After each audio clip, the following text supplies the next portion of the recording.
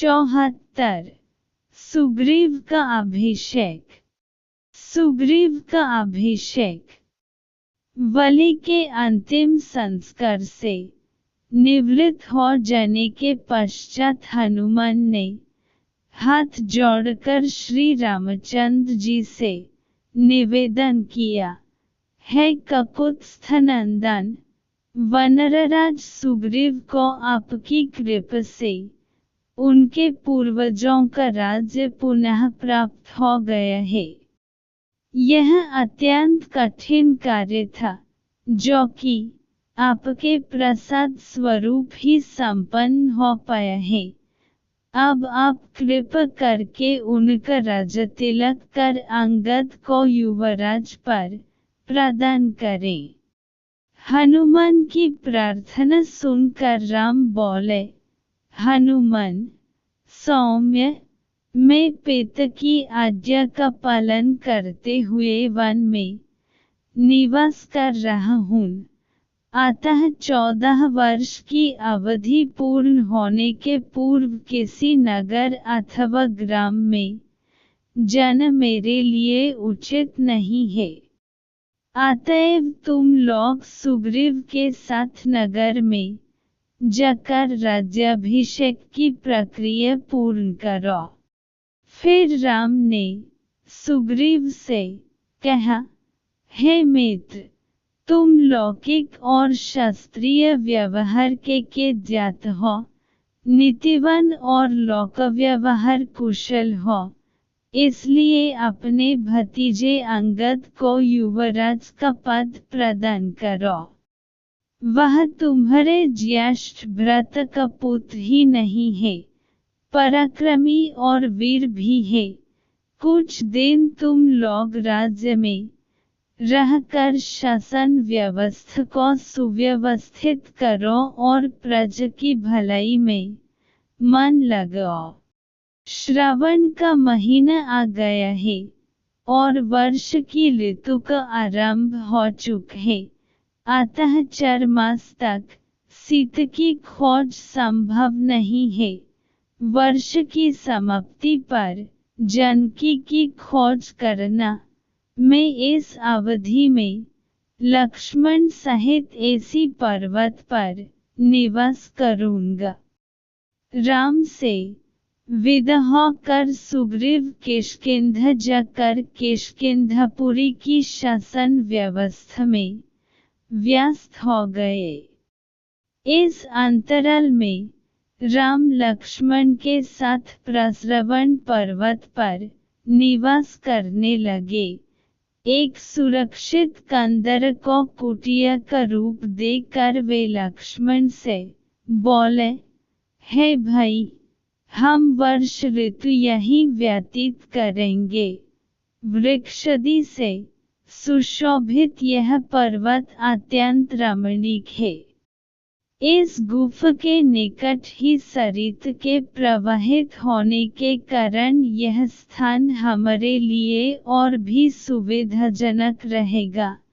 यहाँ से किष्किंधा भी अधिक दूर नहीं है, किंतु इस शांतिप्रद वातावरण में भी जानकी का वियोग मुझे दुखी कर रहा है। उसके बिना मेरे हृदय में भयंकर पीड़ा होती है। इतना कहकर वे शोक में डूब गए। अपने अग्रज को शोकातुर देखकर लक्ष्मण बोले, हे वीर, इस प्रकार व्यथित होने से कोई लाभ नहीं है। शोक से तो उत्साह नष्ट होता है और उत्साहहीन हो जाने पर रावण से हम कैसे प्रतिशोध ले सकेंगे। इसलिए आप धैर्य धारण कीजिए। हम रावण को मारकर भभी को अवश्य मुक्त करेंगे। केवल कुछ दिनों की बात और है। लक्ष्मण के वचनों से राम ने अपने हृदय को स्थिर किया और वे प्रकृति की शोभा निहारने लगे। थोड़ी देर तक वे वर्षाकालीन प्राकृतिक दृश्यों का अवलोकन करते रहे। फिर लक्ष्मण से बोले, हे लक्ष्मण, देखो इस वर्ष ऋतु में प्रकृति कितनी सुंदर प्रतीत होती है। ये दीर्घकर मेघ पर्वतों का रूप धारण किए आकाश में दौड़ रहे हैं। इस वर्ष ऋतु में ये मेघ अमृत की वर्षा करेंगे। उस अमृत से भूतलवासियों का कल्याण करने वाली नाना प्रकार की औषधियां, वनस्पति, अन्न आदि उत्पन्न होंगे। इधर इन बादलों को देखो, एक के ऊपर एक खड़े हुए ये ऐसे प्रतीत होते हैं मानो प्रकृति ने सूर्य तक पहुंचने के लिए इन कृष्ण श्वेत सीढ़ियों का निर्माण किया है। शीतल, मंद, सुगंधित समीर हृदय को किस प्रकार प्रफुल्लित करने का प्रयत्न कर रही है, किंतु विरहीजनों के लिए यह अत्यधिक दुखदायी भी है। उधर पर्वत पर से जो जलधारा बह रही है, उसे देखकर मुझे ऐसा आभास होता है कि सीता भी मेरा वियोग में इसी प्रकार अश्रुधारा बहा रही होगी। इन पर्वतों को देखो, इन्हें देखकर लगता है जैसे ब्रह्मचारी बैठे हों। ये काले काले बादल इनकी मृगछलाएं हों, नद नले इनके यज्ञोपवीत हों और बादलों की गंभीर गर्जना वेदमंत्रों का पाठ हो। कभी कभी ऐसा प्रतीत होता है कि ये बादल गरज नहीं रहे हैं, अपितु बिजली के कोड़ों से प्रताड़ित होकर पीड़ से कराहते हुए आर्तनाद कर रहे हैं। काले बादलों में चमकती हुई बिजली ऐसी प्रतीत हो रही है मानो राक्षसराज रावण की गोद में मूर्छित पड़ी जानकी हो। हे लक्ष्मण, जब भी मैं वर्ष के दृश्यों को देखकर अपने मन को बहलाने की चेष्टा करता हूँ, तभी मुझे सीता का स्मरण हो आता है।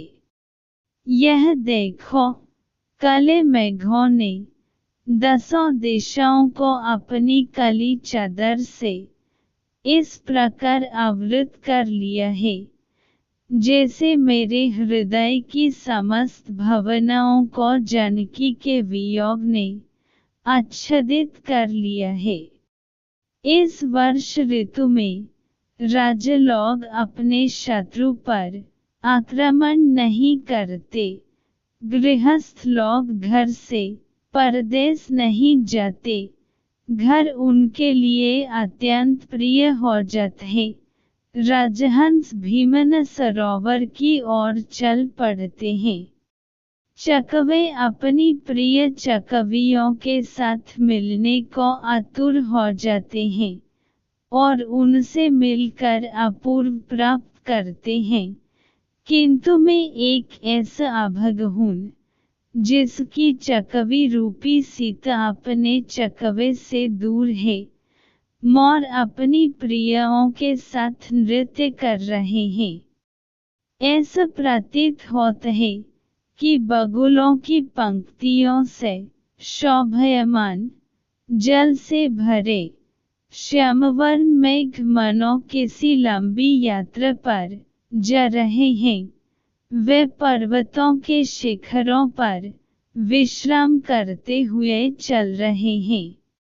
पृथ्वी पर नई नई घास उग आई है और उस पर बिखरी हुई लाल लाल बेरबहुटियां ऐसी प्रतीत होती हैं मानो कोई नवयौवन कामिनी हरे परिधान पर लाल बूटे वाली बेल लगाए लेटी हो। सारी पृथ्वी इस वर्ष के कारण हरितिममय हो रही है। सरिताएं कलकल नाद करती हुई बह रही हैं।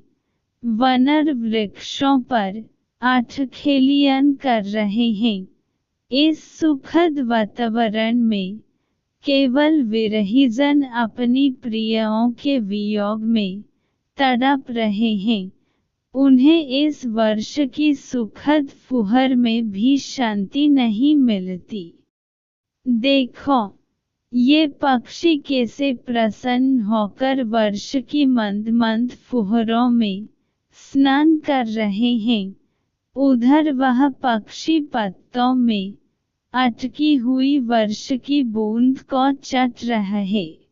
सूखी मिट्टी में सोए हुए मेंढक मेघों की गर्जन से जागकर ऊपर आ गए हैं और टर टर की गर्जन करते हुए बादलों की गर्जन से स्पर्ध करने लगे हैं। जल की वेगवती धाराओं से, निर्मल पर्वत शिखरों से, पृथ्वी की ओर दौड़ती हुई सरिताओं की पंक्तियां इस प्रकार बिखर कर बह रही हैं, जैसे किसी के धवल कंठ से मोतियों की मल टूटकर बिखर रही हो। लो, अब पक्षी घोंसलों में छिपने लगे हैं, कमल सकुचने लगे हैं और मालती खिलने लगी है। इससे प्रतीत होता है कि अब शीघ्र ही पृथ्वी पर संध्या की ललिम बिखर जाएगी। फिर राम निःश्वास छोड़कर बोले, वली के मरने से सुग्रीव ने अपना राज्य पा लिया। अब वह अपनी बिछुड़ी हुई पत्नी को पुनः पाकर इस वर्ष का आनंद उठ रहा होगा। पता नहीं, मैं अपनी बिछुड़ी हुई सीता के कब दर्शन करूंगा। अब तो श्रावण मास का अंत हो चला है। शीघ्र ही शरद ऋतु का प्रारंभ होगा। दुर्गम मार्ग फिर आवागमन के लिए खुल जाएंगे। मुझे विश्वास है, शरद ऋतु आते ही सुग्रीव अपने गुप्तचरों से अवश्य सीता की खोज करेगा। इतना कहकर राम गंभीर कल्पना सागर में गोते लगने लगे।